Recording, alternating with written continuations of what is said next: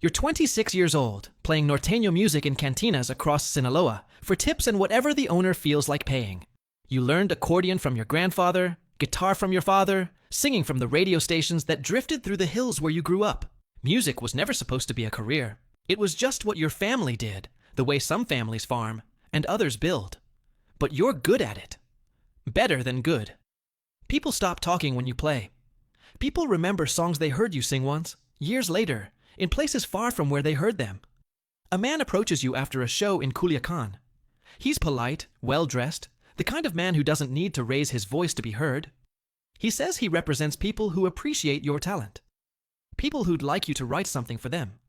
A corrido, a story song, the kind of narco corrido that celebrates the lives of men who live outside the law.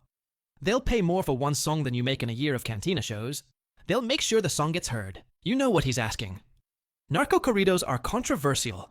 Banned from some radio stations, blamed for glorifying violence, connected to organizations that don't appreciate being refused. But they're also tradition, stretching back generations, telling stories that official history ignores. Your grandfather sang corridos about revolutionaries.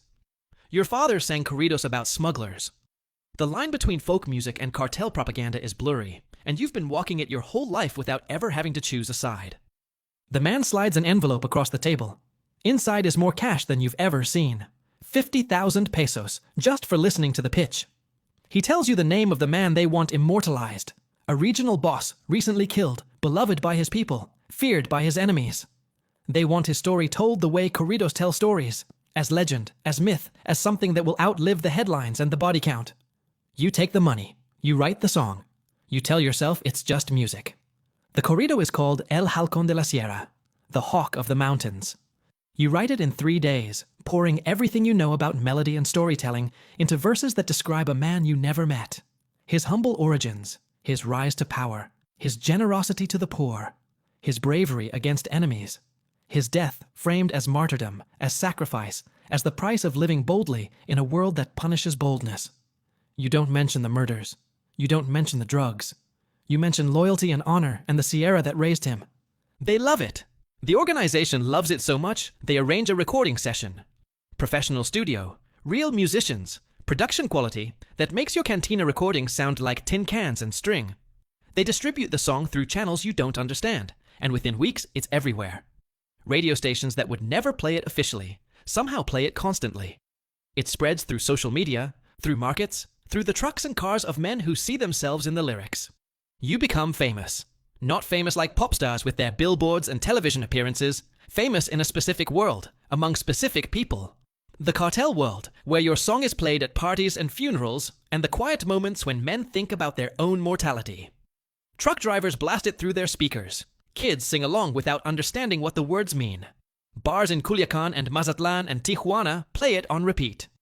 You've created something that's become part of the culture. A 4-minute mythology that people will remember long after the man it celebrates is forgotten. You're invited to perform at events you can't refuse, celebrations where the guests carry weapons openly, and the host has killed more people than you've ever met. Quinceañeras for daughters of lieutenants. Weddings where the groom is a regional boss. Funerals where the deceased died violently and will be remembered as a hero. You sing your songs, and they sing along. Voices rising in unison, and for those 4 minutes, you're the most important person in the room. The most dangerous men in Sinaloa go quiet when you play. They listen like children hearing bedtime stories. They applaud like you've given them something sacred. Year 1. They commission more songs. Every regional boss wants his own corrido, his own mythology, his own 4 minutes of immortality that will outlast his body and his crimes. You write about men who traffic cocaine across borders and call it business, who've built empires on powder and suffering and call it success. You write about men who kill rivals in daylight and call it justice, who eliminate entire families and call it necessity. You write about women who've lost husbands and sons to the violence and call it destiny, who wear black forever and call it love. You become the poet laureate of an organization that deals in death, and every song earns you more money than your father made in his lifetime of honest work. You buy your parents a new house. You send your siblings to better schools. You do what musicians dream of doing. You support your family with your art. The art just happens to glorify murder. Your family doesn't know what to think. Your mother lights candles and prays for your soul. Your father, who sang corridos about smugglers himself, understands but doesn't approve.